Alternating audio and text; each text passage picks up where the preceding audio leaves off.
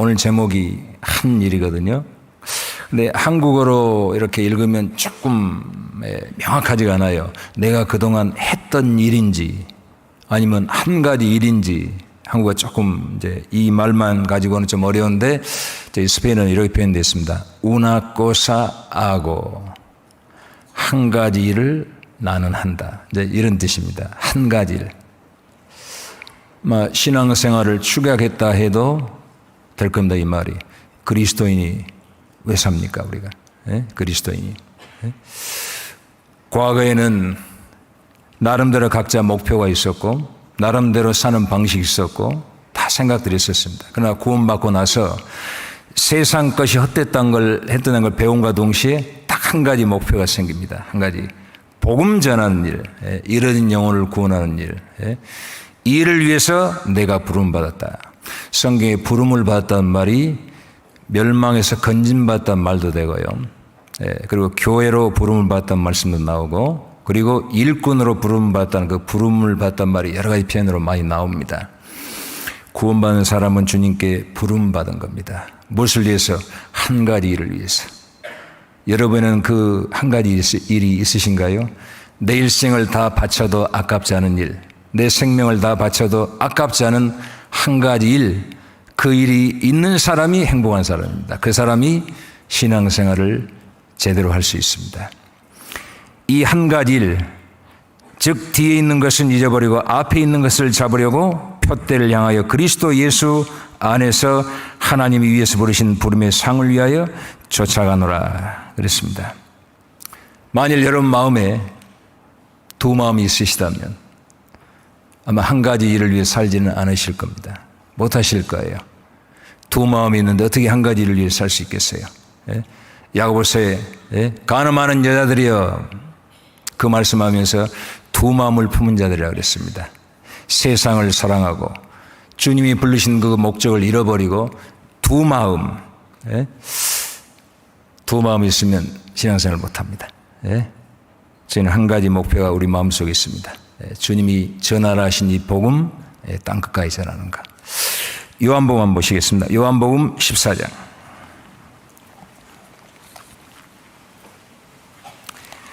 요한복음 14장 12절입니다.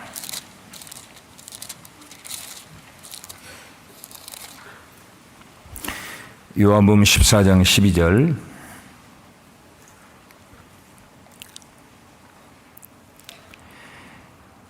내가 진실로 너에게 이르노니 나를 믿는 자는 나의 하는 일도 저도 할 것이요 또한 이보다 큰 것도 하리니 이는 내가 아버지께로 감이니라.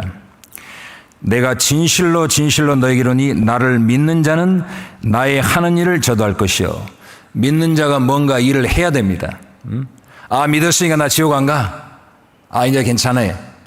전도에서 저 사람 구원받으면 누구 내 가족 구원받으면 지옥 안 가니까 이제 됐어. 이게 아니고 나도 하는 일을 저도 할 것이요. 일해야 됩니다. 일. 영적으로 아들이죠. 동시에 종입니다. 종. 이 두 가지를 다 가지고 있습니다. 그리스도인은. 그래서 디도서 2장 14절에 주님이 자신을 내주시고 우리 죄를 깨끗게 하신 것은 선한 일에 열심하는 친백성이 되게 하심이라. 일하라고요. 일하라고. 그런데 잘못하면 그 일하라고 하시는 그 일 그걸 안 하고 최선을 다하지 않고 자기 일에 바쁠 수도 있습니다. 그래서 빌립보서 2장에 보면 이름은 거명 안 했지만 다 자기 일에 바쁘고 네가 디모데 연달라나니 디모데는 그렇지 않았다고 그랬습니다. 이 한 가지 일을 위해서 하는데 이 일이 적은 일이 아닙니다. 여기 주님이 말씀하길 큰 것도 하리니 큰 일입니다. 아주 큰 일. 예수님 말씀하길 나를 믿는 자는 나의 하는 일을 저도 할 것이요 또한 이보다 큰 것도 하리니. 어떻게 우리 같은 사람이 예수님이 하신 일보다 더 큰 일을 할 수 있겠어요? 예수님은 만물의 근원이십니다. 만물을 창조하신 분입니다. 교회의 근원이십니다. 역사의 근원이십니다. 만물의 주인공이십니다. 모든 선자가 그리스도를 증거하기 위해 살았고 모든 성경에 그리스도를 증거하고 역사가 존재하는 것도 그리스도를 위해서 존재하고 그분은 모든 것보다 크신 분입니다. 마태복음 요나보다 더 큰 분이라 그랬고, 솔로몬 왕보다 큰 이가 여기 있느니라. 성전보다 더 크시다 그랬고, 모든 하늘보다 더 크신 분이 그리스도인데 그분이 하신 일보다 어떻게 우리가 더 큰 일을 할 수 있겠어요? 그런데 한다고 그랬어요. 한다고. 그건 놀라운 축복입니다, 우리에게. 무슨 일이겠습니까? 주님이 이루신 일을 전하는 일입니다. 복음 전하는 일입니다. 이거는 주님이 그렇게 말씀하신 겁니다. 왜냐하면 주님이 실제로 이 땅에 사실 때 육신은 몇 사람 살리고 병도 고치시고 하셨지만은 십자가의 죽으심으로 구원을 안시하셨잖아요. 그래서 그 이루신 그 구원을 전하면서 영혼을 구원하는 일은 저희가 합니다. 저희가. 모든 것의 가격이라는 책이 있습니다. 여기 한국에도. 거기 보면 이제 가격에 대한 얘기가 나오는데, 우리 어떤 물건 가격 정할 때요, 그 원가가 있겠잖아요. 원가. 그 재료 원가. 거기에 수고비가 들어갈 거고, 적절한 이윤이 있어야 될 텐데, 그걸로 가격이 결정될 거예요. 그래서 비싼 물건이 있고, 싼 물건이 있고, 그렇습니다.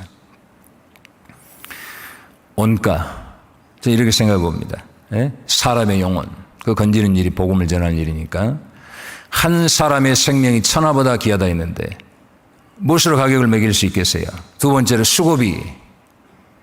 만화 왕께서 이 땅에 낮아지셔서 우리 대신 온갖 고난을 받으시고 죽으셔서 이루신 그 복음인데 그 수고비를 뭘로 따지겠어요?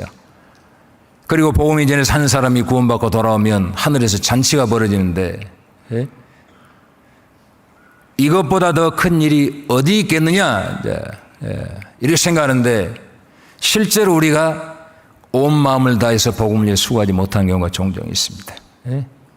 내일이 앞서는 경우가 많이 있습니다. 이 큰 일을 하도록 우리가 부름을 받은 사람들입니다. 요한복음 보겠습니다. 요한복음 5장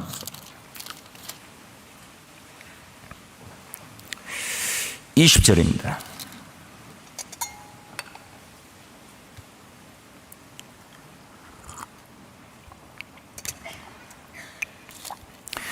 요한복음 5장 20절,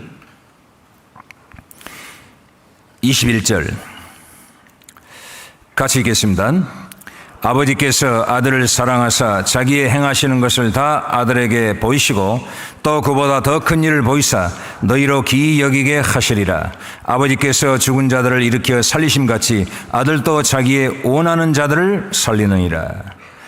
아버지께서 아들을 사랑하사 자기 행하시는 것을 다 아들에게 보이시고 또 그보다 더 큰 일을 보이사 너희로 기이 여기게 하시리라. 더 큰 일을 보여주실 거다. 그리고 21절에 말씀하기를 아버지께서 죽은 자들을 일으켜 살리심같이 아들도 자기의 원하는 자들을 살리느니라. 영혼을 구원하는 일입니다. 영혼을 구원하는 일. 이게 정말 더 큰 일입니다. 큰 일. 지금까지 역사 속에서 달나라에 가본 사람 몇 사람일까요? 혹시 아시나요? 12사람입니다. 12사람. 이 대위권을 벗어나서 달나라 거기까지 간 사람이 딱 역사 속 12사람입니다. 아무리 과학이 발달해도 이 지구를 벗어난다는 일이 쉽지 않거든요. 하물며 피조물이고 죄인 인간이 달나라가 아니라 태양계를 벗어나서 은하계를 벗어나서 이 우주를 지나서 하나님이 계시는 곳까지 올라갈 수 있는 그 복음의 역사, 그게 적은 일이겠습니까?